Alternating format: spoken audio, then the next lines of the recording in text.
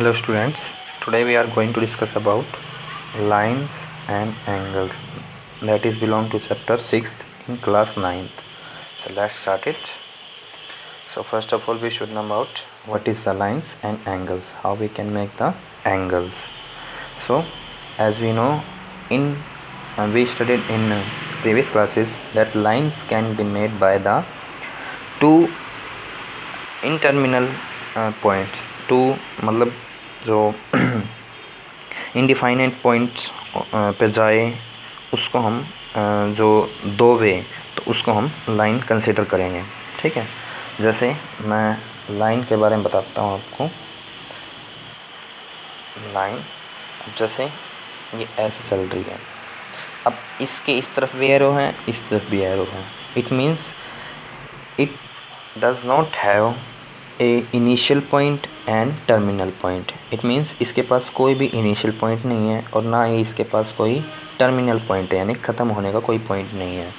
ठीक है, हम इस यानी कि जिसके पास लाइन, सिंपल सी बात है, जिसके पास कोई भी ऐसा पाथ जिसके पास कोई भी इनिशियल पॉइंट नहीं है और वो स्ट्रेट है, इस बात ध्यान रखें, ये स्ट्रेट है। ठीक है, तो उसको हम लाइन कह देंगे। हम इसको डिनोट कर सकते हैं यहाँ पर दो पॉइंट लगा के ए बी, तो हम इसको डिनोट करेंगे तो ए बी और इसके ऊपर ऐसे लगा देंगे और एरो भी लगाएंगे दोनों साइड, तो इसको हम लाइन कंसीडर करेंगे।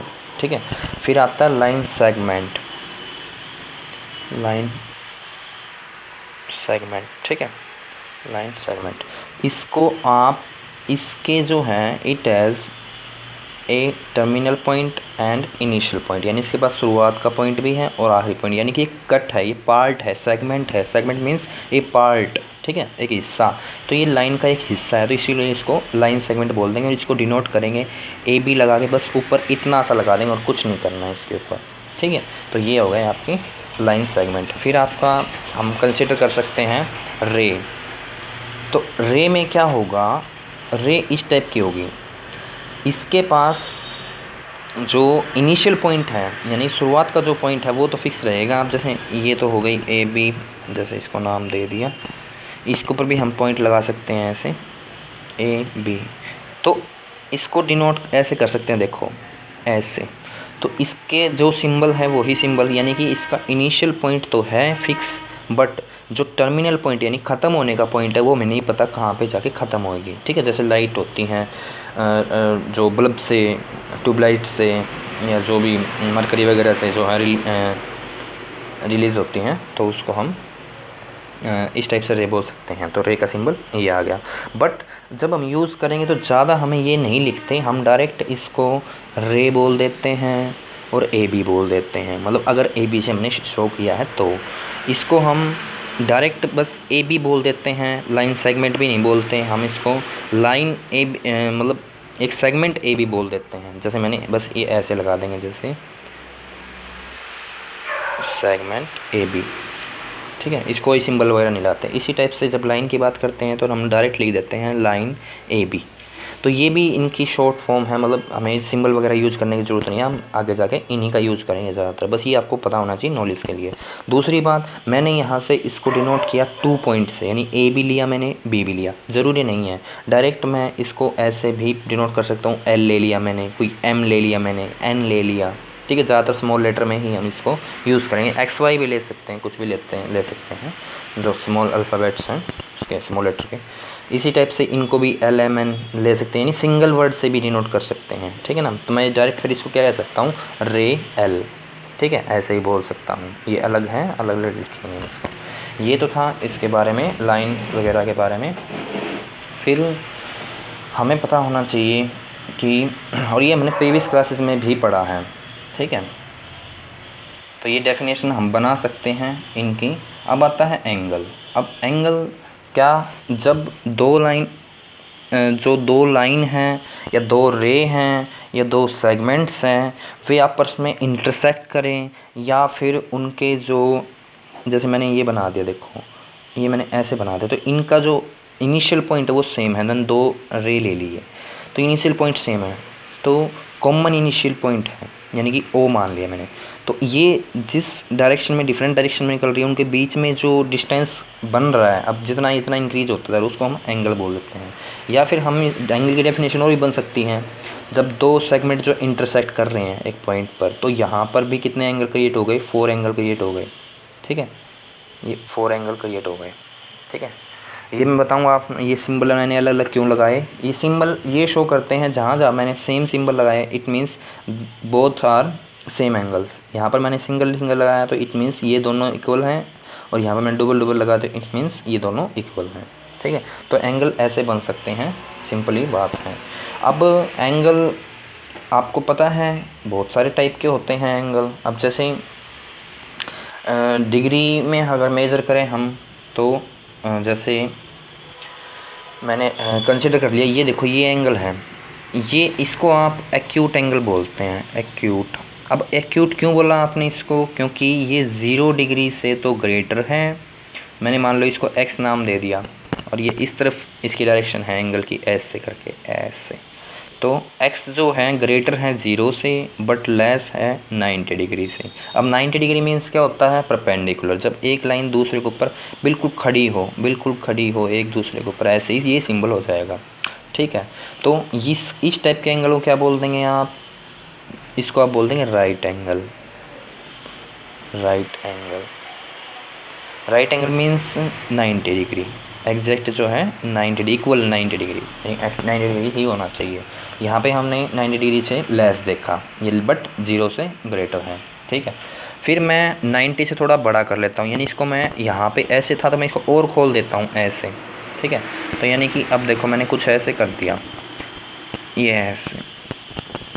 ठीक है, so this look likes obtuse angle, obtuse angle. इसमें क्या होगा, 9, ये जो मैंने मान लो x दे दी, इसकी वैल्यू भी x डिग्री है मेरा, ये x डिग्री, बट x जो है ये 90 से तो ग्रेटर होना चाहिए और 180 से लेस होना चाहिए, तो आप इसको बोल देंगे ऑब्ट्यूज एंगल। ठीक है, इसको माइंड में सेट रखिए आप। इसके बाद में अब जैसे रिफ्लेक्स एंगल। अब रिफ्लेक्स एंगल सॉरी, अब उससे पहले स्ट्रेट एंगल लेते हैं एक बार। स्ट्रेट एंगल में क्या होगा, मान लो मैंने ये लाइन थी, एक लाइन इसी के ऊपर बना दी, तो ये एंगल ऐसे बन रहा है, ऐसे। ठीक है, तो ये पूरा एंगल है, मैंने पूरी जो ये देखो आप ऊपर दिख रहे हैं, इसको मैंने यहाँ थी ये, इसको मैंने और थोड़ा सा ऐसे खोल दिया ऐसे, तो आप इसको स्ट्रेट एंगल बोलेंगे। और स्ट्रेट एंगल की वैल्यू कितनी होती है, 180 डिग्री होती है। ठीक है, आप इस बात को ध्यान रख सकते हैं, you should be remember it. Okay, so ये स्ट्रेट एंगल हो गया, स्ट्रेट एंगल। अब जो इससे भी मैंने क्या किया, अब देखो यहाँ तक तो गया, अब मैंने इसको थोड़ा और ऐसे कर दिया, और ऐसे कर दूंगा तो अब देखो क्या होगा कि अब ये एंगल इनसाइड नहीं बल्कि आउटसाइड ऐसे बन रहा है, ऐसे। तो अब ये एंगल जो बन रहा है इसको रिफ्लेक्स एंगल बोल देंगे, रिफ्लेक्स एंगल। ठीक है, और ये क्या होता है हमेशा, और ये 180 से तो अबोव है, मान लो इसको टी नाम दे दिया, टी, तो ये 180 से तो अबोव है, बट 360 से लेस। अब 360 तो टोटल एंगल होता है, आपको पता है, जब ऐसे करके ऐसे घूम जाऊंगा मैं तो टोटल एंगल कितने का बन जाएगा, 360 का बन जाएगा। ठीक है, तो ये आप ध्यान में रखेंगे, ये एंगल के टाइप हैं, आगे हमें ज़रूरत पड़ेगी इनकी। ठीक है, ये पूछा भी जा सकता है आपसे 1 मार्क में। सो अब हम कुछ एंगल्स के जो हैं, ये टाइप्स देख लिए हमने एंगल के, हमने बहुत से ये टाइप देखी। फिर हम बात करते हैं कुछ एडजेसेंट एंगल्स की। ठीक है, फिर हम बात करते हैं लीनियर पेयर की, वर्टिकल अपोजिट एंगल्स की। ठीक है, तो उसके ऊपर जो है हमारे आगे जाके पेयर वगैरह बनेंगे, उसको हम देखते हैं। ठीक है, अब जैसे 1 सेकेंड,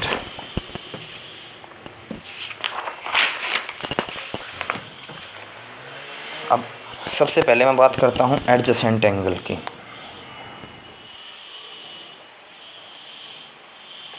वन सेकेंड, हाँ, एडजेसेंट एंगल। ठीक है, एडजेसेंट मीन होता है जुड़ा हुआ। ठीक है, इस बात को दिमाग में सेट कीजिए। जैसे मान लो मैंने क्या किया, एक ऐसे एंगल बनाया मैंने, ये 2 रेज़ हैं, ये ओ कोई पॉइंट हो गया, आप मान सकते हैं इसको। मैंने क्या किया, एक रेज़ और निकाल दी इसमें से। अब देखो, अब ये पूरा ये एक एंगल हो गया, एक एंगल ये इन दोनों रे के साथ हो गया, यानी मैंने इनको नेम भी दे दिया, मैंने नेमिंग कर दी ए बी सी, ठीक है। सो अब यहाँ पर आपको पता है एंगल को आप कैसे डिनोट करते हैं, डिनोट देखो ऐसे करते हैं, एंगल का सिंबल बनाओ, ठीक है, ये नोटेशन है इसकी, एंगल का सिंबल। मान लो ये एंगल दिखाना आपको, तो अभी इसको भूल जाओ आप, अभी आप इसको दिमाग में रखिए इसको, तो इसको आप कैसे मेंशन करेंगे, ए ओ बी, या फिर आप इसको ऐसे भी बोल सकते हैं बी ओ ए, ठीक है, ये भी ठीक सही है। या मान लो आपने यहाँ पर कोई सिंबल दे रखा है एक्स, तो आप इसको एंगल एक्स भी बोल सकते हैं डायरेक्ट, बस ये सिंबल जो है मस्ट है, ठीक है। अब ओ जिस पॉइंट पर एंगल, जिस वर्टिसिस पर एंगल यानी जिस कोने पर एंगल बना है उसको हमेशा बीच में रखते हैं, देखो ये बीच में रख रखा है मैंने, बस इधर उधर की आर्म्स, इनको बोलते हैं आर्म्स। ये एक एंगल है, इसकी ये एक आर्म है, यानी एक आर्म तो इसकी कौन सी है, ओ ए, एक आर्म है ओ बी, यानी आर्म बोलते हैं इसको ये, ठीक है, आर्म, ठीक है। तो हर एक एंगल की जो है टू ही आर्म्स होंगे, ठीक है, उनके बीच का जो एंगल बनेगा। अब ये मैंने बता दी नोटेशन। अब जैसे मान लो मैंने एंगल दे दिया सी ओ ए, तो अब ये पूरा काउंट हो गया, देखो पूरा कैसे, मैंने कह दिया सी ओ ए, तो यानी कि ये पूरे की बात कर रहा हूँ मैं, यहाँ से लेके यहाँ तक जा रहा हूँ, तो यानी कि ये पूरे की बात कर रहा हूँ ऐसे चल के। बट मैंने मान लो एंगल दे दिया सी ओ बी, यानी कि सी ओ बी, यानी कि मैं सिर्फ यहाँ से लेके यहाँ तक की बात कर रहा हूँ। अब आप सिंबल से कंफ्यूज होने की ज़रूरत नहीं है, चाहे आप यहाँ पे लगा लो ये सिंबल, यहाँ पे लगा लो, चाहे यहाँ पे लगा लो, कोई दिक्कत वाली बात नहीं, एंगल हमेशा सेम होता है, आपने पढ़ रखा है ये, ठीक है। तो अब एडजेसेंट एंगल की बात कर रहे थे, तो ध्यान से देखिए, जब भी कोई दो या दो से ज़्यादा, सॉरी चलो दो में ही लगाते हैं, दो एंगल के बीच में कॉमन आर्म आ जाए, तो अब देखो ये जो है, ये लाइन जो है कॉमन है, इस इधर वाले एंगल के साथ भी बना रही है, ये लाइन एंगल बना रही है इधर भी, तो यानी कि ओ ए आर्म और ओ सी आर्म के बीच में एक कॉमन आर्म कौन सी जा रही है, ओ बी जा रही है, यानी कि angle C O B and angle B O, देखो बी ओ ए आर क्या हो जाएंगे, ये एडजेसेंट एंगल हो जाएंगे, एंगल्स, ठीक है। तो आप ऐसे एडजेसेंट एंगल निकाल सकते हैं, ये कोई वो बात नहीं है। अब जैसे अब बात आती है लीनियर पेयर की। अब मान लो मैंने ये जो ओ सी है, ओ सी को मैं ऐसे खींच के ऐसे कर दूँ और बिल्कुल इसके स्ट्रेट ला दूँ, इसके किसके ओ ए के, यानी कि अब ये बन जाएगा ओ ए इधर है, ये ओ पॉइंट था, ये ए था, तो मैंने ओ सी को इधर लाया, बिल्कुल सीधा स्ट्रेट ले आया मैं, और जो ओ बी है वो ऐसे के ऐसे ही इधर है, ये बी हो गई, ठीक है। अब जो ये अगर हम जब ये दो आर्म जो कॉमन नहीं है, कॉमन वाली तो कौन सी है, ओ बी है, लेकिन जो कॉमन नहीं है, कॉमन कौन सी नहीं है, ओ सी और ओ ए, अगर ये दोनों की दोनों एक स्ट्रेट, अगर मैं यहाँ पर रूलर लगाऊँ और स्ट्रेट आ जाए रूलर के अकॉर्डिंग, तो हमेशा ये पूरा एंगल कितने का होगा, मैंने बताया था अभी, ये कौन सा एंगल, स्ट्रेट एंगल बन जाएगा, और स्ट्रेट एंगल की वैल्यू कितनी हो जाएगी, यानी कि एंगल मैं कह सकता हूँ ये पूरा angle means C O A equal to 180 degree, ठीक है, 180 डिग्री हो गया, समझ गए आप। बट यहाँ पर अगर हम इसको पार्ट्स में बताएं, ठीक है ना, when we want to talk about it in parts, तो हम क्या बताएंगे, angle C O B plus कर दूंगा मैं एंगल बी ओ ए, यानी कि मैंने सी ओ बी फिर लिया, फिर मैंने ये हिस्सा ले लिया इधर से ऐसे घूम के, फिर मैं पहुंचा तो यहीं, तो इसके प्लस में ये, तो इज इक्वल टू ये भी तो क्या है 180 डिग्री। तो इस टाइप की कोई भी चीज़ आ जाए, जब एक स्ट्रेट एंगल है उसके ऊपर कोई कॉमन आर्म्स आ रही है, ऐसे कोई अलग से कोई रे है या लाइन है, कुछ भी है कट कर रही है एक स्ट्रेट लाइन पर, तो आप उसको लीनियर पेयर बोलते हैं। तो ये मैंने क्या बनाया, ये और ये मैंने क्या बनाया है, जैसे ये और ये आपस में क्या है, लीनियर पेयर है ये, ठीक है, इसको आप ध्यान में रखिए, लीनियर पेयर, ठीक है, ये भी आपके आगे यूज़ होएगा। अब आगे हम देखते हैं लीनियर पेयर्स हो गए। वर्टिकली अपोजिट एंगल, इसके बारे में भी आपको बता देता हूँ वर्टिकली अपोजिट एंगल का मीनिंग क्या है। अब मान लो मैंने कह दिया एक ये लाइन है ऐसे और ये लाइन इसको मतलब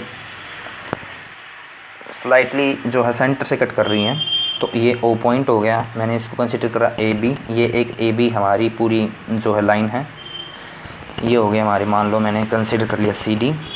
ठीक है, तो देखो अब यहाँ पर ये एक एंगल यहाँ बन रहा है, एक एंगल यहाँ भी बन रहा है, एक एंगल यहाँ भी बन रहा है और एक एंगल आपका यहाँ भी बन रहा है। ठीक है, ओ को एक बार भूल जाओ। तो अब ध्यान रखना कि ये जो एंगल है अपोजिट, वर्टिकली अपोजिट एंगल है, यहाँ पर वर्टिकली अपोजिट बन रहा है। क्या बन रहा है? पेयर्स बन रहे हैं, इसको वर्टिकली अपोजिट पेयर बोलेंगे। ठीक है, एंगल्स बोल दो चाहे, पेयर्स तो बना दूंगा मैं, देखना आप अभी आप इसको, ये तो साइड में है।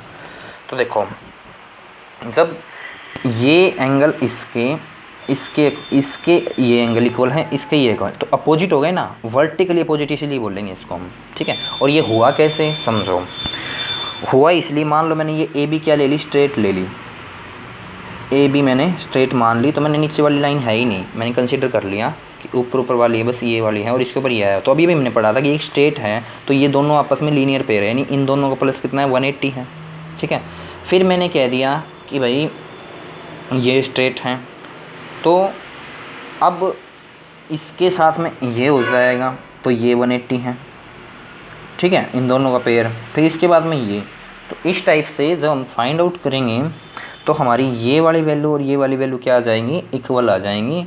ठीक है, तो बस आप इतना ध्यान रखिए, ये इसका वर्टिकली अपोजिट है। और वर्टिकली अपोजिट का मीनिंग क्या है, देखो यहाँ पर तो हमने लीनियर पेयर में देखा था, इनका प्लस क्या आ रहा है 180 आ रहा है। यहाँ पर ऐसा नहीं है, यहाँ पर क्या होगा, ये जो एंगल है अपोजिट वाले, ये अपोजिट वाले दो लाइन जब इंटरसेक्ट कर रही है तो ये दोनों की वैल्यू इक्वल होगी। It means angle C O, ये मैंने ओ पॉइंट माना है ए, यानी सी ओ ए इक्वल होगा एंगल बी ओ डी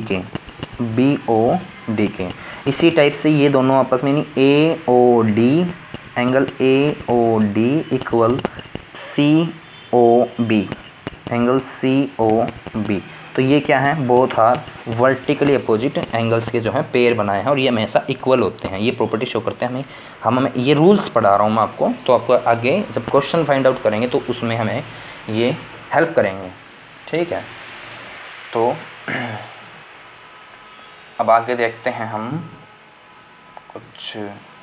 तो एक बात और, ये एग्जाम्स हैं, 2 एग्जाम दे रखी हैं आपकी, आपने उसमें भी एक बार रिवाइज़ कीजिएगा मैथ के अंदर। मैं आपको बता देता हूँ ब्रीफ में, एग्जाम 6.1 है और एग्जाम 6.2 है। एग्जाम 6.1 क्या कहती हैं, if a ray stands on a line then the sum of two adjacent angles so formed is 180। अब देखो यहाँ की बात कर रहा है ये एग्जाम फर्स्ट जो है, जो मैं एग्जाम फर्स्ट बता रहा हूँ आपको, ये यहाँ की बात कर रहा है। देखो ये कह रहा है एक स्ट्रेट लाइन है, उसके ऊपर एक दूसरी लाइन यहाँ पर स्टैंड कर रही है, तो ये जो दो एंगल बने, ये दो जो एंगल बने, इनका हमेशा सम कितना होगा, 180 होगा। ये फर्स्ट एग्जाम कहती है। ठीक है, आपसे कोई प्रूफ नहीं मांगेगा इसका, ये आपको बस याद ज़रूर होना चाहिए कि हाँ ऐसा कुछ भी होता है। अब एग्जाम 2 क्या कहती हैं, अब आप उसकी खुद की बुक के अंदर पढ़ोगे, एनसीईआरटी के अंदर पढ़ना ज़रूरी है। If the sum of two adjacent angle is 180। अब ये कह रहा है कि अगर दो एंगल का, अगर मान लो मैं कहता हूँ यहाँ पर देखो एक बार एग्जाम 2 के बारे में, कि भाई मान लो मैंने कह दिया 2 एंगल बनाए मैंने, ये ऐसे एक एंगल मैंने ये ऐसे बना दिया, तो एक एंगल ये हो गया और उसमें कॉमन एक मतलब वो होनी चाहिए। ठीक है, ये मैंने कोई ओ पॉइंट मान लिया, एक कॉमन आर्म्स होनी चाहिए इसके अंदर।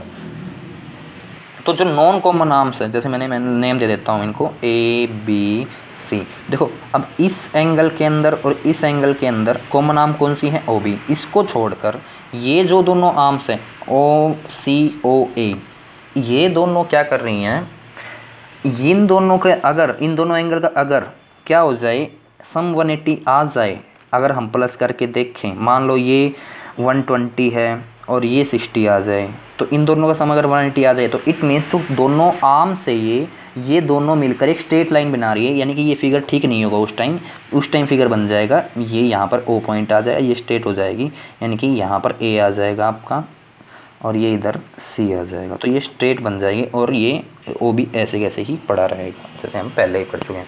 तो ये सेकंड एग्जाम कहती है, ठीक है। फिर आ जाता है थ्योरम इसी बेस पर, if two lines intersect each other then the vertically opposite angles are equal. ये मैंने आपको बता दिया है, ये वाला सिस्टम है। अगर दो लाइंस जो हैं जो अगर इन काटती हैं एक दूसरे को तो जो वर्टिकल अपोजिट एंगल होंगे ये, तो ये क्या होंगे आपस में इक्वल होंगे, ठीक है। तो हम इसी बेस पर एक क्वेश्चन देख लेते हैं अब जल्दी से। फर्स्ट क्वेश्चन ही है, इफ़ फिगर इन फिगर जो फिगर दे रखा है ये, इसके अंदर लाइन जो ए बी है और सी डी है इंटरसेक्ट कर रही है ओ पर। हाँ दिख रही है, देखो ए बी और सी डी ये एक दूसरे को यहाँ पर कट कर रही हैं, ठीक है। और इस टाइप से कट कर रही है ए ओ सी बी ओ ई, यानी कि ए ओ सी इस एंगल की बात कर रहा है और बी ओ ई यानी कि बी ओ ई यानी इस एंगल की बात कर रहा है। इन दोनों प्लस इसने बताया वो 70 है, तो ये नहीं दिया, इसका मतलब मानना इन दोनों को जोड़कर, अब हो सकता है ये 10 हो सकता है, ये 60 हो सकता है, तो भी 70 बन रहा है, तो इस टाइप से। फिर एंगल दिया बी ओ डी, अच्छा इसकी वैल्यू दे दी इसने कितनी 40 डिग्री, ठीक है। Find the angle B O E, अब हमें बी ओ ई निकालना है। ये देखो प्लस में दे रखा है, ये मत कहना ये जो दे रखा नहीं, इसकी वैल्यू हमें फाइंड आउट करनी है। इसको मैंने कंसीडर मान लो कर लेते हैं, हम एक्स कंसीडर कर लेते हैं, ठीक है। और रिफ्लेक्स निकालना है, रिफ्लेक्स निकालने के लिए हमेशा 360 में से माइनस कर दो जो मांगा है इसने, सी ओ ई यानी इसका रिफ्लेक्स मांगा, ये नहीं मांगा इसका रिफ्लेक्स देखो यहाँ पर तो ये एंगल बन रहा है लेकिन इसका रिफ्लेक्स होगा ये पूरा उल्टा वाला, ठीक है। तो अब हम देखते हैं आगे इसके बारे में थोड़ा सा, तो स्टार्ट करते हैं हम सॉल्यूशन अपना, ठीक है। तो अब थोड़ा दिमाग लगाइए, ये दोनों नहीं आप भूल जाइए यहाँ पर कुछ है, यहाँ पर कुछ नहीं है। अब देखो थोड़ा सा यहाँ पर ये ऊपर वाली लाइन नहीं है, मैंने मान लिया ओ ई यहाँ पर नहीं है, इसको भूल जाओ। तो ये लाइन इसको कट कर रही है, तो ये इसका अपोजिट है तो ये वर्टिकली अपोजिट एंगल है, यानी कि ये 40 है तो ये भी कितना होगा 40 होगा। ये तो आपको बात समझ में आ गई। अब देखो सॉल्यूशन में स्टार्ट करते हैं हम, तो मैं सीधा ही लिख रहा हूँ, angle C O A equal angle B O D. ऐसा क्यों हुआ, वर्टिकली आप लिख सकते हैं वर्टिकली अपोजिट एंगल, ठीक है। बस इतना ही लिखने की ज़रूरत है आपको, ज़्यादा कुछ यहाँ पर मेंशन करने की ज़रूरत नहीं है। अब बट जो बी ओ डी दिया है इसने, वो तो हमें पहले ही दे रखा है इसने 40, यानी कि ये इसके अंदर चला जाएगा, यहाँ पर क्या हो जाएगा देन हम क्या कह सकते हैं, एंगल सी ओ ए भी तो क्या हो गया 40 डिग्री हो गया। लेकिन अगेन क्या दे रखा है, इन दोनों की वैल्यू ए ओ सी।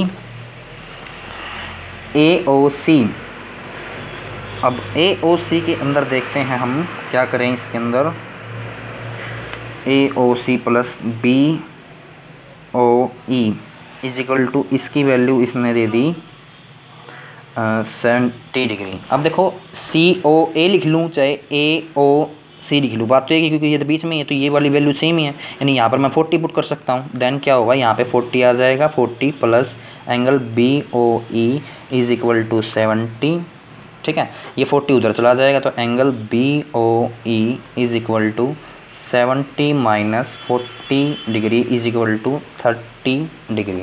तो यानी कि बी ओ ई की वैल्यू आ गई हमारी, क्योंकि इसने मांगा है, देखो एक क्वेश्चन के अंदर बी ओ ई फाइंड करना है, इसने खुद ने बोला था, ठीक है। अब हमें रिफ्लेक्स फाइंड करना है किसका, सी ओ ई का।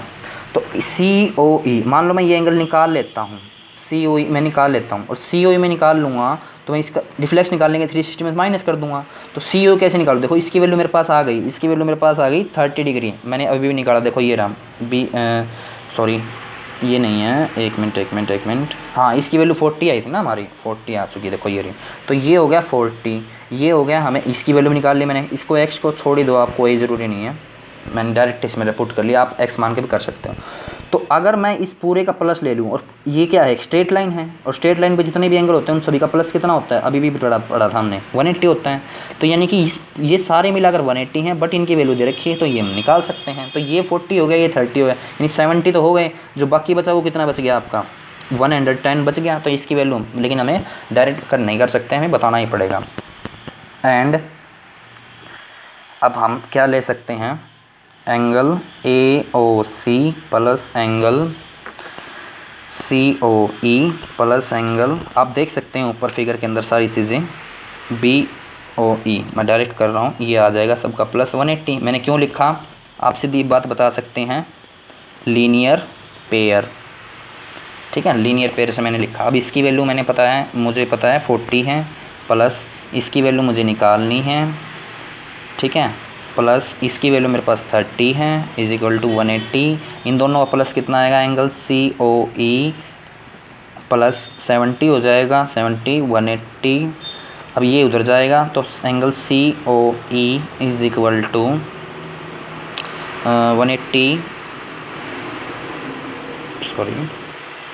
180 माइनस 70 110। तो COE की वैल्यू, लेकिन हमें रिफ्लेक्स चाहिए। तो रिफ्लेक्स लेने के लिए हम क्या कर सकते हैं, हमें रिफ्लेक्स निकालना है। तो रिफ्लेक्स के लिए हमेशा जब भी रिफ्लेक्स निकालना किसका, एंगल COE का, तो आप इक्वल बना सकते हैं 360 माइनस एंगल COE, यानी कि जिसका रिफ्लेक्स निकालना है उसको 360 में माइनस कर दो खुद को ही। तो 360 माइनस 110 इट विल बी, ये हो जाएगा 250, ठीक है, 250 हो जाएगा ये। तो ये किसकी वैल्यू आ गई, रिफ्लेक्स CEO की। तो ये तो आपके आंसर आ गए। समझ में कुछ नहीं आया तो दोबारा देखिए वीडियो को, फिर हम आगे करेंगे। Thank you. और ट्राई कीजिए एक्सरसाइज 6.1 को कंप्लीट सोल्व करने का इन्हीं के बेस पर। Thank you.